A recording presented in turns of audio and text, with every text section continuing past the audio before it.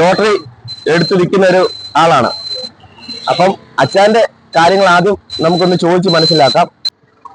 ദയവ് ചെയ്ത് നിങ്ങൾ ജനങ്ങളെ വഞ്ചിക്കരുത്. നിങ്ങൾ വഞ്ചിച്ച് ഒരു പരുവാക്കി. ഈ ലോട്ടറി കൊണ്ട് എടുക്കുന്ന ഞങ്ങൾക്കോ കൊടുക്കുന്നവർക്കോ യാതൊരു പ്രയോജനമില്ല. അതുകൊണ്ട് എനിക്ക് പറയാനുള്ള ഒരൊറ്റ കാര്യം ബലമായിട്ട് ഞാൻ പറയാം, ഈ ലോട്ടറി നിങ്ങൾ നിർത്തലാക്കുക. ജനങ്ങൾക്ക് യാതൊരു പ്രയോജനമില്ല. ഞങ്ങൾ ഇത് കൊടുക്കുന്നത് രാവിലെ ഇവിടെ വരുമ്പോൾ ജനങ്ങളുടെ പരിഭവം കേൾക്കുക എന്നല്ലാതെ യാതൊരു നിവൃത്തിയില്ല.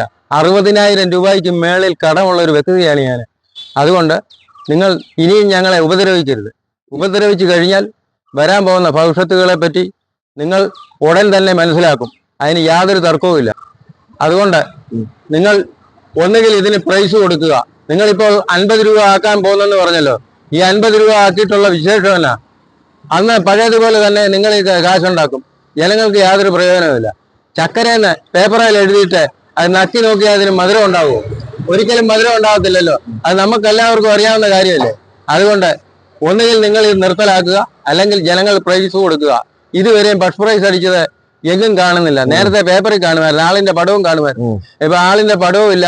ഇത് വെറും പടക്കമായിട്ട് നിങ്ങൾ കൈകാര്യം ചെയ്യുകയാണ്. അതുകൊണ്ട് വീണ്ടും ഞാൻ പറയുകയാണ്, ഇത് നിർത്തലാക്കുക. ഓക്കെ, അപ്പൊ എനിക്ക് 2 വാക്ക് പറയാനുണ്ട്.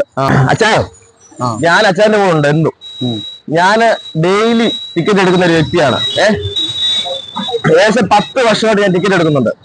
10 വർഷമായിട്ട് ഞാൻ ടിക്കറ്റ് എടുക്കുന്നുണ്ട്. ഈ 10 വർഷം കൊണ്ട് ഞാൻ ആ പൈസ വേറെ എവിടെയെങ്കിലും ഒരു ബാങ്കിൽ കൊണ്ട് ഇട്ട് കഴിഞ്ഞാല് 1% പോലും എനിക്ക് തിരിച്ചു കിട്ടിയിട്ടില്ല. എനിക്ക് മാത്രമേ അറിയത്തുള്ളൂ അതിന്റെ ആ ശരിക്കുമുള്ള ഒരു വിഷമം. ഇതുപോലെ കൊണ്ടു നടന്ന് വിൽക്കുന്ന ആൾക്കാരാണ് കൂടുതലും ഇതിനുവേണ്ടി കഷ്ടപ്പെടുന്നത് കൂടുതലും. അപ്പം അതുകൊണ്ട് അവരെ ഓർത്തിട്ട് മാത്രമാണ് ഞാൻ ടിക്കറ്റ് എടുക്കുന്നത്. പക്ഷെ ഇത് ഇങ്ങനെ ജനങ്ങളെ ഇങ്ങനെ കബളിപ്പിക്കരുത്. എന്ന് വെച്ചാല് ഇത് ഒരു 1000 രൂപയുടെ ടിക്കറ്റ് എടുത്ത ഒരു 100 രൂപ പ്രൈസ് പോലും ഇല്ല. അപ്പം ഇത്രയും ജനങ്ങൾ, ഈ കണ്ടുകൊണ്ടിരിക്കുന്ന ജനങ്ങളെല്ലാം ഇത് മനസ്സിലാക്കുക. എന്നിട്ട് കഴിവതും നിങ്ങൾ ടിക്കറ്റ് കുറയ്ക്കുക.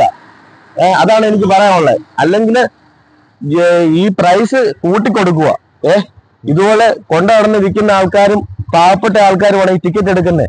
അപ്പം അവർക്കൊക്കെ ഒരു 1000 രൂപ മുടക്കിയാൽ ഒരു 500 രൂപയെങ്കിലും കിട്ടണമെന്നുള്ള ഒരു പ്രതീക്ഷയിലാണ് എനിക്കും പറയാനുള്ളത്. ഈ കൊണ്ടു നടന്ന് വിൽക്കുന്ന ഞങ്ങൾക്ക് യാതൊരു പ്രയോജനമില്ല. ഒരു ഗുളിക വാങ്ങിക്കാൻ പോലുമുള്ള കാശ് കിട്ടുന്നില്ല. നിങ്ങൾ 7 മാസത്തെ പെൻഷൻ തരാനുണ്ട്, അത് നിങ്ങൾ തരുന്നില്ല.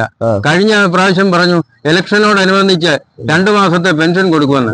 അത് കഴിഞ്ഞാച്ച് ഈ കഴിഞ്ഞ ദിവസം നിങ്ങൾ തന്നെ പറഞ്ഞു ഈ 1 മാസത്തെന്ന് പറയാൻ നിങ്ങൾക്ക് നാണക്കേടായിട്ട് ഒരു ഗഡുവ് കൊടുക്കുന്നു.